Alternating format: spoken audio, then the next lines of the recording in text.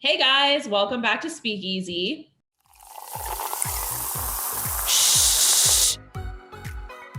It's Emily. This week, I am drinking something a little bit different. It's Don Franco coffee mezcal from a little area in Mexico where my aunt and uncle have a house. It's literally like liquid gold because the company closed, and so we only have so many bottles left. I'm obsessed. I save it for special occasions, and drinking with you guys and having fun is a special occasion. So welcome back. This week, I'm actually drinking a kiwi cocktail that you can see on the Speakeasy Instagram and Facebook. It was really fun to make and it's really refreshing. So, as summer is coming along, it'll be great. First of all, Lana, that looks literally delicious. Like, I love that. But tonight I am drinking a Summer Ale IPA. I'm not a beer person, but I hosted a brunch at my apartment a few weeks ago and someone brought these to brunch because he doesn't cook. And I was like, okay. So I've just been kind of drinking them here and there. I poured it in a glass. So I feel a little bit fancier, I guess.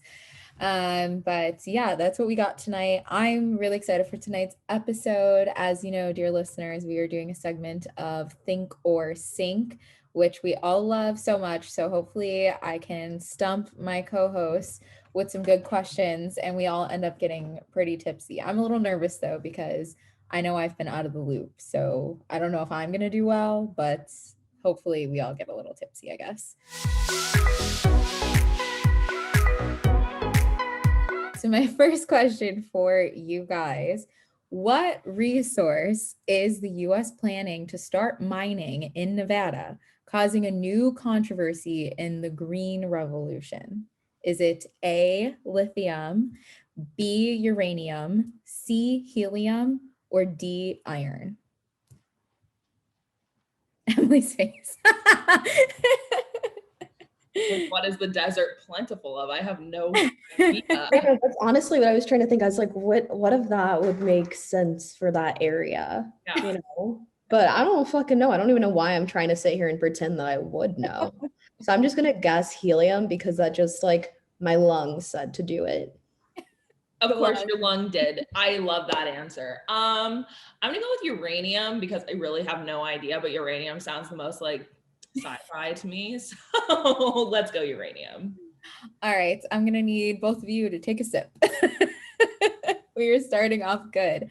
The answer is lithium, and it's actually pretty fascinating because lithium has so many uses. It's used, in some medications, and it's also used in batteries. And the biggest use right now that's causing controversy is that it's used to make batteries for like what is it, like electric cars. I don't know why that phrase escaped me, but yeah, they use lithium for electric cars, which they try to sell as the solution for taking us into the green revolution. But the proposed method is to start mining lithium in Nevada. But if they do that, they're ruining like so much land and essentially like poisoning wildlife. And it's a pretty bad trade-off. Like it's actually horrible for the environment for them to start mining lithium.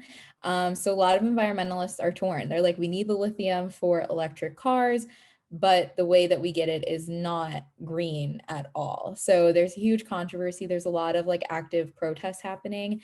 And I think the plan is to like start mining this year. So I guess we'll just have to keep an eye out and see if it actually happens.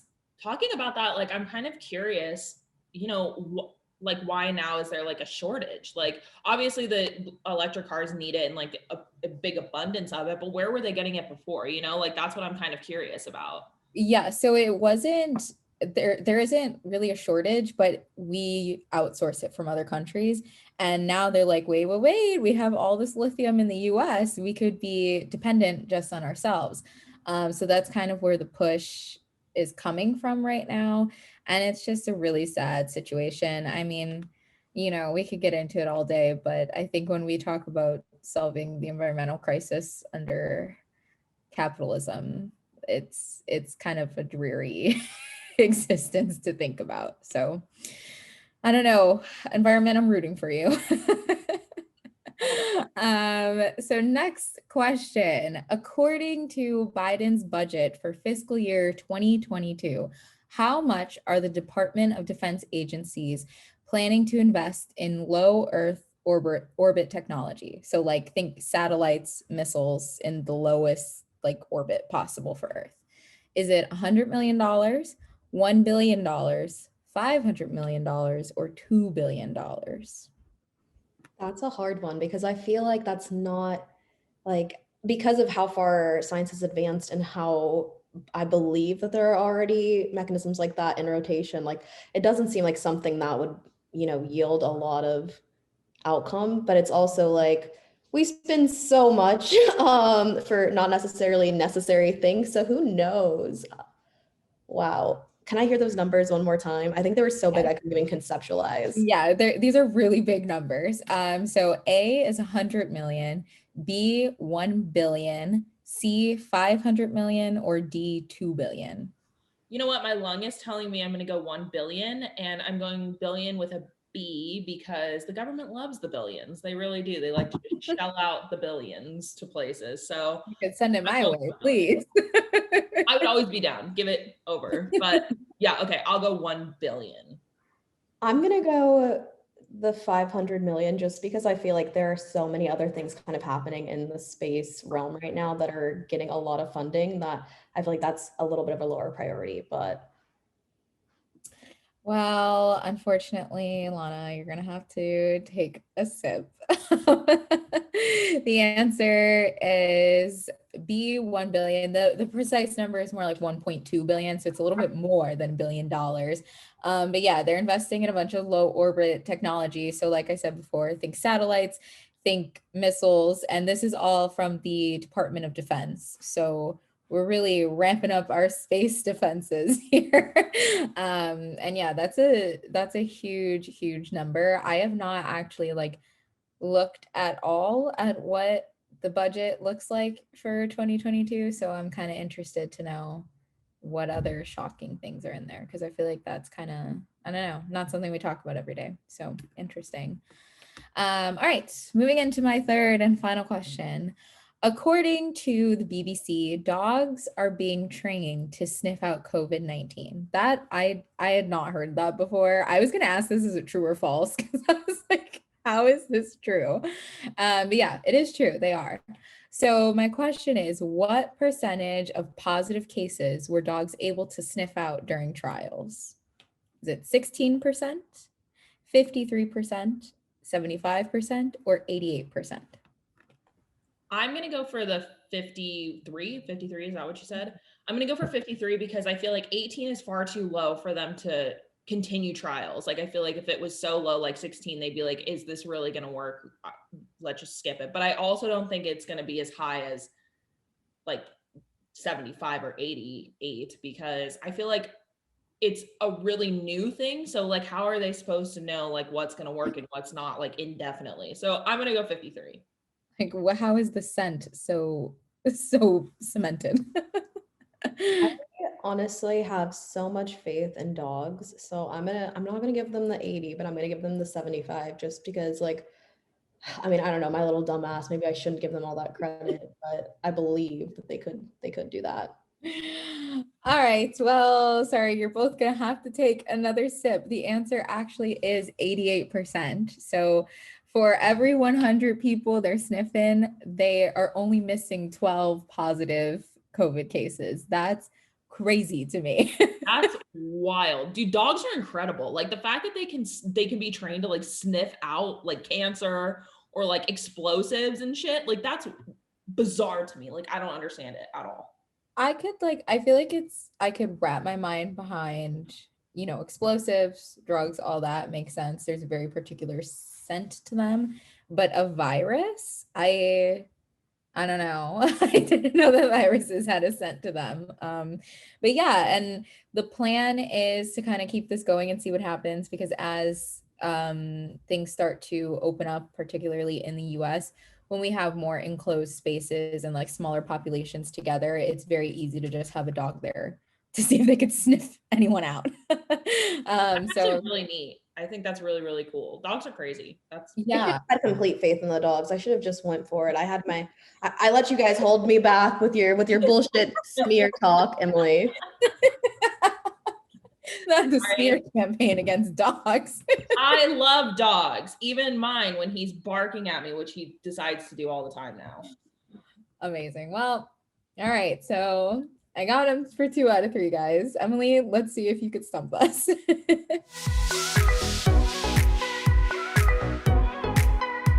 Okay. So as everybody knows, or if you don't know, I am not a politics person at all. So this took me forever to try and find questions that I thought were good. So I've got a little bit of like international, a little bit of national. We're going to go for a lot of different things here. So a seafood fleet from which country was blocked by the United States due to really severely bad labor? In terms of labor, like, I mean, like the labor conditions for the workers are so bad that people died. Is it A, China, B, Japan, or C, Indonesia? I'm definitely leaning either A or C, but I'm just more kind of curious. I'm like really trying to think like what if, oh God, this is hard. I think I'm gonna just go with China. I don't know. I will go with Indonesia. I don't know what it is. I think my lung is telling me Indonesia. So Lana is correct. It is China. So Ray, you can go ahead and take a drink. However, all of the workers that are coming from this like Chinese fleet of ships are Indonesian workers, and several of them have died due to severely bad labor conditions. There's 30 vessels that the United States has put a complete block on because like as they continue to like have these really bad conditions, they're like the United States is kind of trying to pull back and be like, we're not going to buy from you if the labor conditions continue to be this bad. So it's actually really sad. But gotta do what you gotta do, I guess. Yeah, that is really sad. And you said this was for seafood imports? Seafood imports, yeah. I honestly didn't know we got like a big import of seafood from China, but I didn't either. That doesn't seem very efficient. I feel like it's a long way to go for something that smells really bad really quick. Yeah, like that could go bad really quick. That's why I don't eat seafood. That is it right there. Period. Okay, well, wow. All right. This one's really sad. So sorry. During a ground penetrating radar search in Canada, what gruesome discovery was made? Was it thousands of worn shoes? Was it human remains, or was it an abandoned well? Why do I feel like I've heard something about abandoned shoes being found lately? I mean, that was the one that like as soon as you said it, my heart sunk. So I feel like it has to be that one. I'm gonna go with that too. I think that's my guess. You're both wrong. Take a drink. It was actually 200, like a little more than 200 children's human remains, between like as young as 3 years old. And it was at this like native boarding center. So like where native kids went to, like a residential area. And since the discovery of the human remains at this residential area, Canada has decided to go ahead and start doing searches at all of the previous residential areas, because they really want to understand, if this was happening in one place, it's likely to have happened in others too. And so to kind of commemorate and essentially lay to rest these children that they found, they decided to go ahead and put shoes to commemorate the children and do like this big thing. And it's actually really neat that they decided to do that and that they're doing like something to lay them to rest, but it was an Indigenous people's like boarding residential area. So it is really, really sad. But I do think it's neat that they're, making strides towards trying to uncover more if they need to, so that they can lay those people to rest as well. Yeah, that's actually really, that's really devastating. And I think when you said it, I was like, yes, I've heard about this story. So of course, very horrible to hear, and lots of thoughts and prayers and good energy towards the people affected by that. And hopefully, I don't know, that's just really upsetting. Hopefully they get answers. Well, and I think it's almost really upsetting too, just because like they don't really know what happened that caused these bodies to be, buried essentially. So like I think the more that they can figure out, the better, just to get a better idea of what was going on. But it is very, very sad. My third question is far more lighthearted, thankfully, because the last two kind of sucked for like sadness. Okay, so true or false? At-home conveniences that were decided during the pandemic, such as to-go cocktails, marijuana deliveries, those sorts of things, are being fought for in different states to become a permanent part of like legislation. True or false? True. I know that people want to keep the to-go cocktail. I am one of those people. I think the to-go cocktail is one of the best things to come out of the pandemic. It's amazing. I definitely didn't think that just because I don't know, maybe it's just because where I'm at, I've seen all of those things kind of stick around, and maybe it's just for those businesses they decided to keep that going. But yeah, no, I'll guess I'll stick with no because it feels like a sham stealing Reagan's answer now. So it is true. So Lana, go ahead and drink. But so it really kind of depends on what state you're in. It's not all states that are kind of going towards pushing this towards like full law, like that it's okay to continue doing it. A lot of states, what they did in Arizona, this is definitely the case. A lot of states put forth an executive order that's saying during the pandemic that restaurants and stuff could do to-go cocktails. I haven't heard of the marijuana delivery, but apparently that is also a thing in some states. Telehealth visits, like exclusively for doctor's visits, for like, you know, medical purposes for business or whatever. So all of those things, because they were executive orders in Arizona, like in November or whatever, they cut that because they were like, no, you know, you can start going out and just picking stuff up and like eating in restaurants again. So they stopped it, but now they're kind of making a push, like legislation is making a push to the governor to say, you know, like, let's just make this permanent because people like it and they like the idea. So yeah, I actually think it's really cool. I also love the to-go cocktail thing. I remember when the pandemic first started and me and my mom would like get hammered on to-go cocktails. So I think it's cool. I think why not also? Like, I mean, I definitely think it just enables access to like so many things, and it like honestly probably makes things safer. Like people are going to probably do this anyways, and if you create a way that like is actually like regulated and keeping track of like how this is happening, I think that that's just so much better than oh, people totally. just kind of doing it how they want. I think we need to keep to-go cocktails, keep like social distance seating in restaurants, and also keep like the outdoor dining area. Like I fucking love that in New York, every street is just like lined with outdoor seating. I feel so European every time I go Yes. outside, and I never want to lose that ever.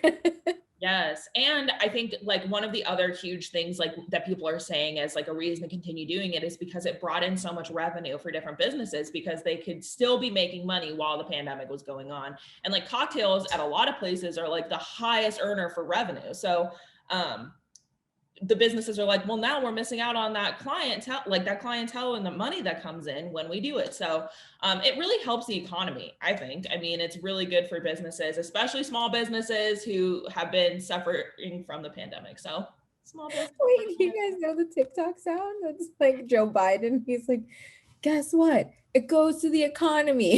It's good for everybody. Hurts no one. That's me. I just had that speech. We need to put that in here. Well, that was a very tough segment, Emily. God damn. I think both of my co-hosts succeeded in getting me pretty fucked up, which is great because I'm now really drunk asking these questions for pop culture. So I'm hoping that I can at least get them back a little bit. You know, I know that they're both really good at keeping up with that stuff, though. I'm usually the one who's pretty fucked in this segment. So we'll see what happens.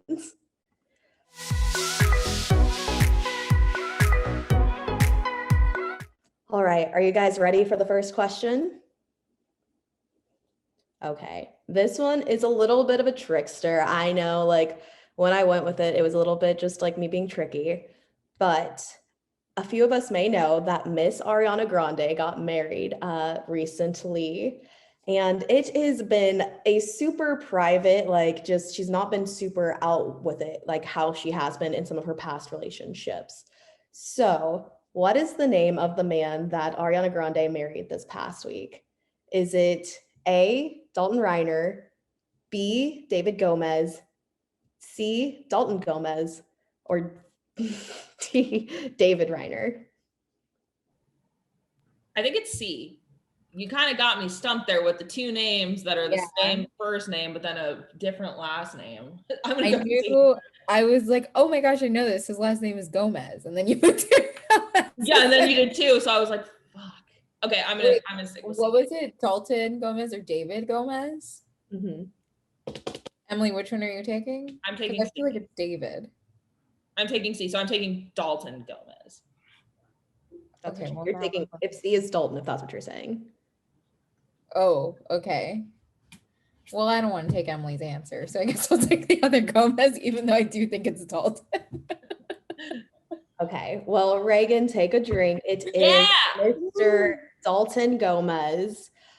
Yeah, so Miss Ariana got married, and it was said to be a super small ceremony with about 20 people, if that. I mean, she obviously, like I said, has been super, private surrounding this whole relationship. She got engaged in December during the pandemic, and I think she actually first made her relationship known in her music video with Justin Bieber, where they were talking about, staycationing in your homes. So this whole relationship, I mean, the pandemic was a perfect cover for her to just have her own little bay honeymoon staycation private away from the world. Can I just say, yeah, her ring is gorgeous. It is so unique and so different, and I'm obsessed. Like every time I see that ring, I'm like, oh my God, good choice. Good choice. Yeah, insert a picture of her ring Oh, somewhere. I'm absolutely going to. It's beautiful. So yeah, I think what she did, so inspiring. Goals. I'm literally gonna just pop up one day and be like, yeah, I got married. That's it. No one's gonna know. Also, I wish nothing but the best for Ariana Grande. She has been through some things. So like I'm like, you know what, girl, you do I'm you. really Like you're happy for happy her. now. You get to be happy. Good. That's great. Yeah, 100%. I love that for her. Love that for Miss Grande. well, should have figured that my co-host would have known because we all have a love for Miss Grande. So, I mean, if this ever gets to her, just know that Speakeasy loves you. We wish you nothing but the best and congratulations on your marriage. Okay, so next question. Not us being Sims over Ariana Grande right now. All of us are like, oh my God. Thank God she's happy, I mean, truly, it's all I've ever wanted. All right, question number 2. I wouldn't be surprised if my co-hosts again know the answer to this one and I see just that look of yes, I know this in their face. But what famous celebrity recently came out as non-binary? Is it A, Halsey, B, Demi Lovato, C, Olivia Rodriguez, or D, Raven Simone? Demi Lovato, who has been making headlines for a lot of reasons in the past few weeks. But my answer is Demi Lovato. I also know it's Demi Lovato, but I'm not going to steal Reagan's answer. So I'll go with, Raven Simone. Here.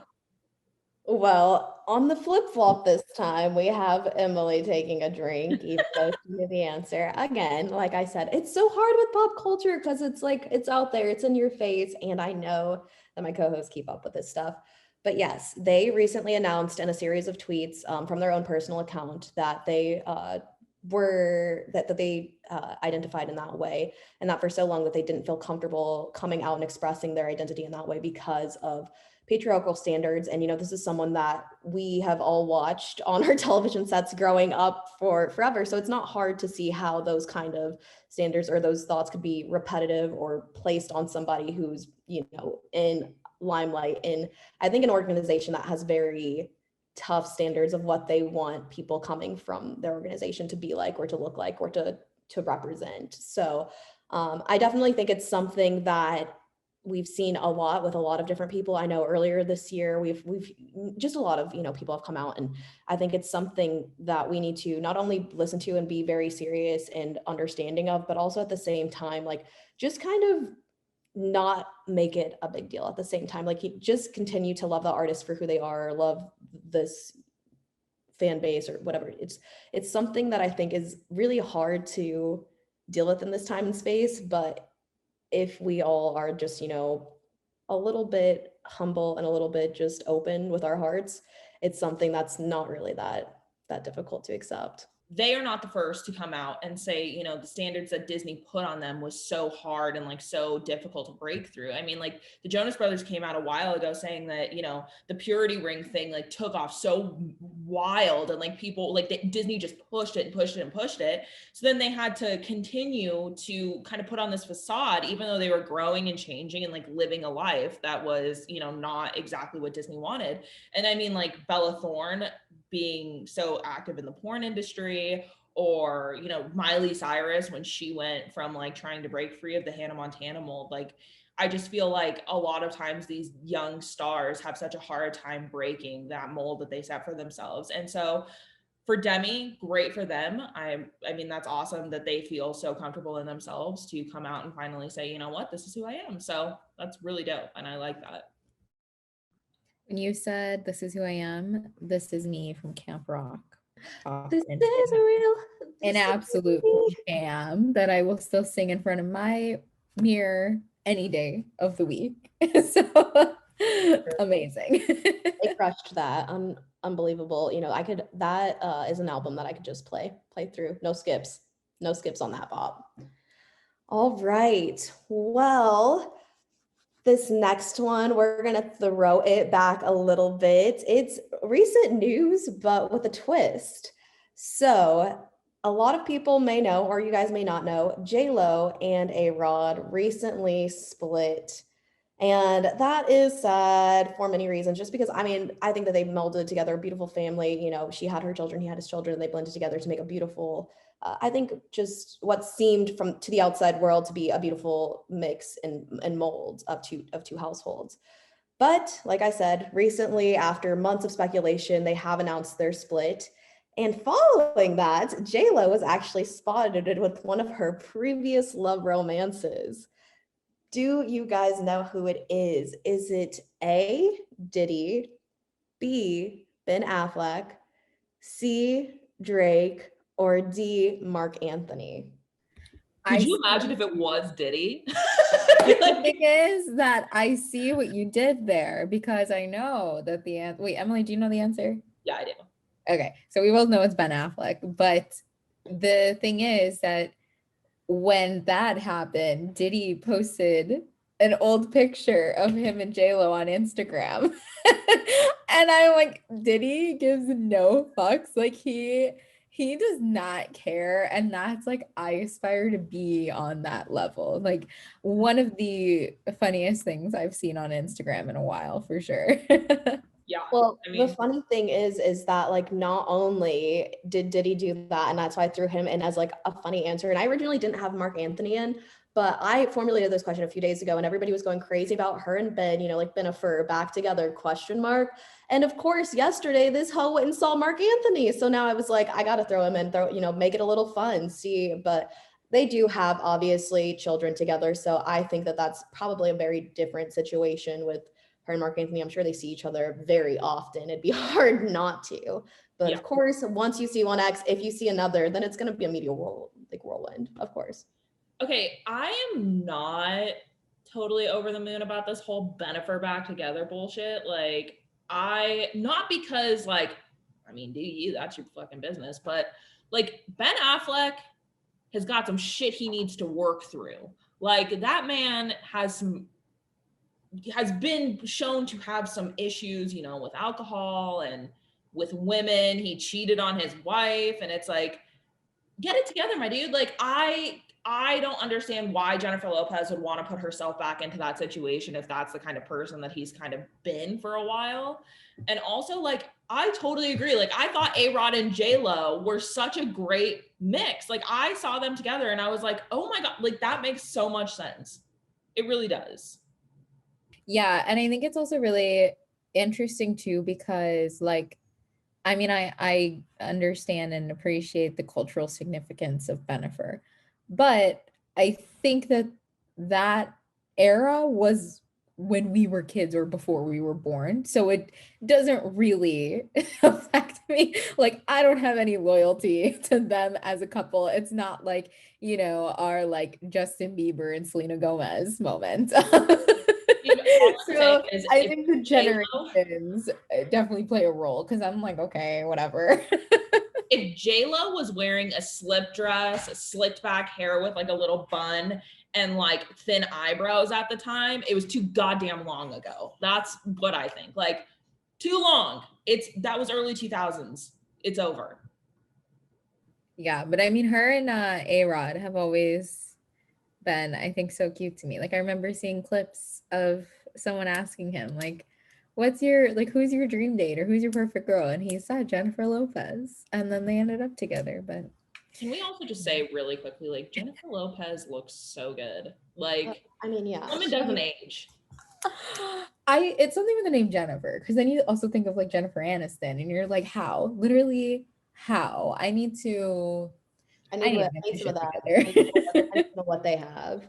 Yeah, definitely. I mean, whatever makes her happy, and maybe they are just like friends, rekindling a friendship, or like after a divorce, like maybe she is just like looking for answers from past lovers about things. I mean, you know, going through that kind of thing is really traumatic. Who knows what is really going through her head right now? But all that to say, she is obviously a fucking smoke show for her age, and she will have no difficulties finding somebody else or moving on or being by herself, doing whatever the fuck she wants, you know, from here on out. Period. We got you, Jen and Ariana. We got you. And Demi too. Yeah, like this is a fangirl moment for all these people. We're like, yes, you do it. Love it. Well, it seems that I did not get my co-host tonight, dear listeners, but I hope that you guys may have learned some new information, whether that be pop culture, science, or political. I hope you took away something new and you're not too fucked up like me.